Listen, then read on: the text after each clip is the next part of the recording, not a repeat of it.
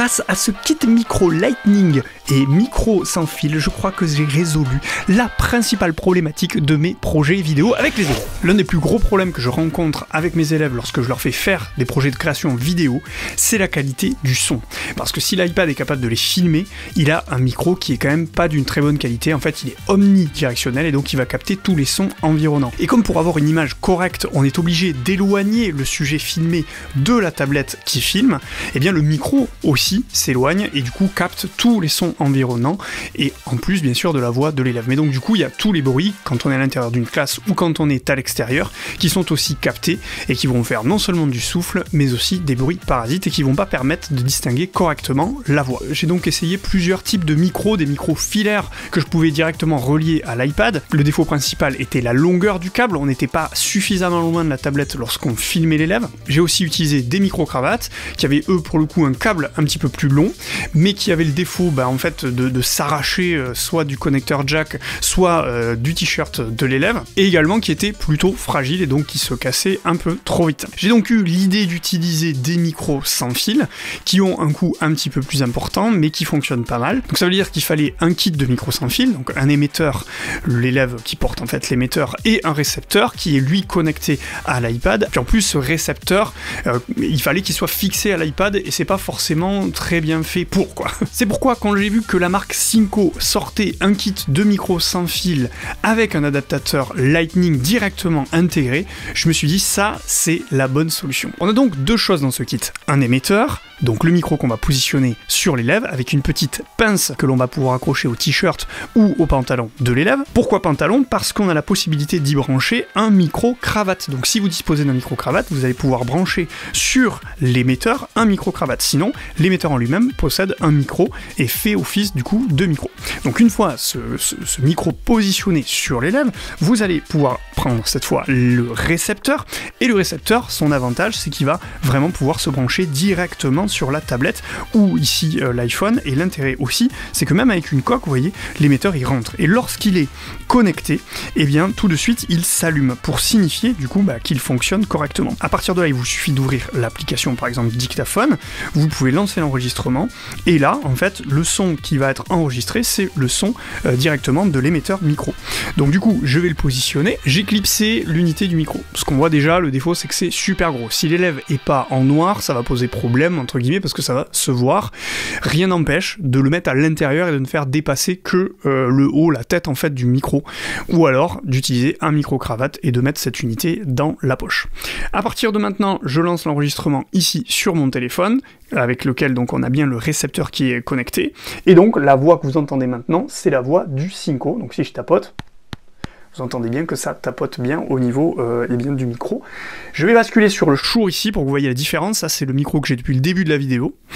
Et je rebascule sur le Synco, donc on voit clairement une différence de son entre les deux, mais c'est bien normal, puisqu'on n'est pas du tout sur la même gamme de prix, néanmoins ça suffit largement, ça au niveau d'un usage même professionnel pour faire une interview, parce que vous n'avez pas la possibilité d'avoir un tel micro sur une interview, parce que ça ne le fait pas de parler devant un micro. Là on est sur YouTube, on parle dans un micro, il n'y a pas de souci. Mais dans le cadre d'une interview professionnelle de type vidéaste, ce genre de micro-là va largement suffire, avec l'avantage donc qu'il soit connecté directement à votre iPhone, ou si je me remets en contexte de classe, ce récepteur pourra être connecté directement à l'iPad et donc enregistrer directement l'élève dans l'iPad avec un micro qui sera plus proche de sa bouche et donc qui va beaucoup mieux bien capter sa voix tout simplement. Donc je disais tout à l'heure on a la possibilité d'ajouter un micro cravate mais on peut tout aussi bien ajouter la petite bonnette anti-vent et donc du coup ça va aussi protéger du vent. Donc si je le remets ici, voilà, là on entend le son en protégeant du vent, donc avec la petite bonnette. Bon, il n'y a pas de vent ici, mais en tout cas, vous voyez la différence entre sans la bonnette et avec la bonnette. D'ailleurs, je vais l'enlever, vous entendez la différence. Donc là c'est sans la bonnette, le son est quand même plus clair normalement. Là j'entends pas mais je confirmerai ça avec une petite annotation. Oui c'est plus clair, c'est moins bouché puisque ça du coup ça bouffe un petit peu les aigus. Et puis il y a un autre petit bouton ici qui permet en fait de couper les basses fréquences. Et les basses fréquences c'est justement les coups de vent ou alors les coups qui pourraient être sur un bureau, sur une table. Et ce sont des bruits qui arrivent aussi bien à l'extérieur que dans une classe. Donc c'est intéressant d'activer aussi ce paramètre là. Intéressons-nous à présent aux récepteur, parce qu'il y a des fonctions qu'il faut absolument que je mentionne. Quand on filme juste avec l'iPad et avec un micro-cravate ou un micro branché à l'iPad, on n'a pas forcément la possibilité de monitorer le son, c'est-à-dire d'entendre le son qui est envoyé par l'élève que vous êtes en train de filmer. Là, l'avantage, c'est que sur l'unité de réception, vous avez une sortie casque qui va vous permettre de monitorer le son et d'écouter si le son, par exemple, ne sature pas ou au contraire n'est pas assez fort. Et le cas échéant, vous avez un petit bouton sur ce récepteur, justement, qui va vous permettre d'ajuster le niveau de gain. Donc en appuyant dessus, vous allez avoir plus de son ou moins de son en fonction. C'est, vous savez, c'est progressif en fait. Plus j'appuie, plus ça va aller fort, puis au bout d'un moment, ça redescend à 0 pour aller en degrés en fait, pour avoir le bon niveau sonore. Donc ça, c'est super parce que ça permet aussi de faire un test de son et de voir du coup si on entend bien l'élève ou pas, s'il n'y a pas de problème, si par exemple il est trop collé le micro, ça peut faire des vibrations, ce genre de choses. Là, on va pouvoir contrôler ça et ça, c'est très précieux par rapport à la captation que l'on a traditionnellement avec un iPad ou avec un iPhone.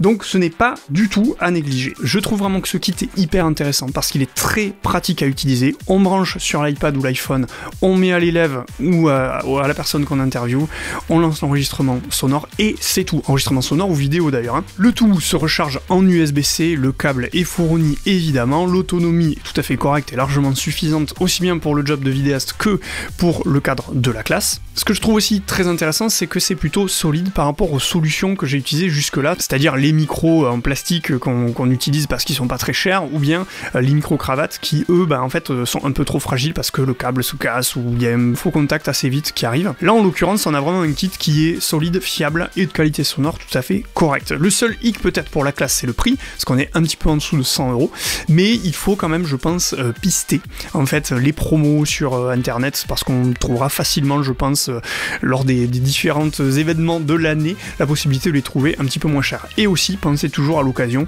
on peut regarder un peu sur le Bon Coin, ce genre de choses, pour acheter ces unités-là qui sont sûrement régulièrement remises en vente sur le marché de l'occasion. Mais il reste quand même une problématique, c'est comment on fait quand on veut enregistrer 2 élèves. Et pour ça, je vous invite à cliquer sur la vidéo qui va apparaître juste là. À bientôt!